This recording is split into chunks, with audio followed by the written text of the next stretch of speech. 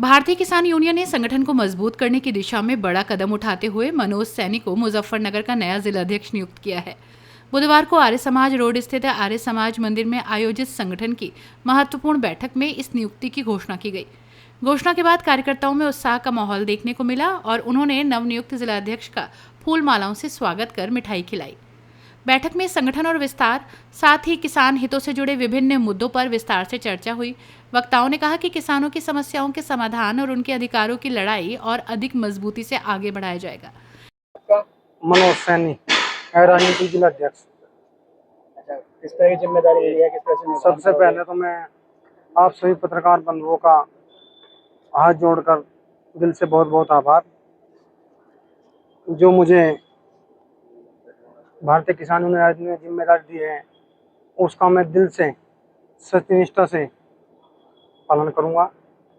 जो जिम्मेदारी मिली उसमें कोई ऐसा नहीं करूंगा, सब कुछ साथ लेकर चलूंगा। इस तरह के मुद्दे रहेंगे किसानों के? किसानों के मुद्दे रहेंगे, जैसा गन्ना है, आवारा पशु हैं, जैसा कि थानों तहसीलों में दलाल बैठे हैं, उनकी सबके इस तरह मुद्दे का काम करूंगा।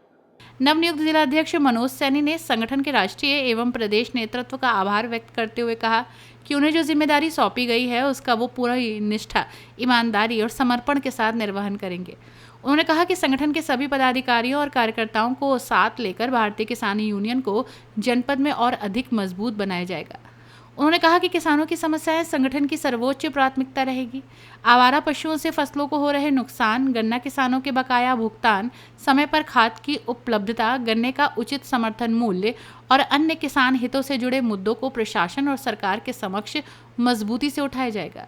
उन्होंने कहा कि यदि किसानों के हितों की अनदेखी हुई तो संगठन लोकतांत्रिक तरीके से संघर्ष करने से पीछे नहीं हटेगा। अमित सिंह, तहसील अध्यक्ष बाकी राजनीतिक बुढ़ाना, निवर्तमान जिला अध्यक्ष घोषित किया गया है, क्या कुछ मुद्दे रहेंगे? भाई, सबसे पहले तो हम भारतीय किसान यूनियन राजनीतिक के राष्ट्रीय नेतृत्व का बहुत बहुत धन्यवाद करते हैं कि जिन्होंने मनोज सैनी जी को इतनी बढ़िया जिम्मेदारी दी है। और ऐसा मुजफ्फरनगर के इतिहास में पहली बार हुआ है, एक सैनी समाज के कार्यकर्ता को ये जिम्मेदारी दी गई है, जिससे ये पिछड़े वर्ग है इससे जुड़ेगा और संगठन को मजबूत करने का कार्य करेगा। किसानों के मुद्दों को लेकर लड़ाई लड़ी जाएगी। जैसे अभी फिलहाल खाद की कमी चल रही, किसानों को नहीं मिल पा रहा, आवारा पशु है, गन्ने का पेमेंट समय से ना होना और गन्ने के भाव की बढ़ोतरी की आगे लड़ाई लड़ी जाएगी। और जो भी और किसानों के मुद्दे हैं जिससे बड़े स्तर पर किसानों को फायदा होगा, जिला अध्यक्ष जी को उसे मुद्दों को लड़ने का काम करेंगे और सभी को साथ में लेकर चलेंगे।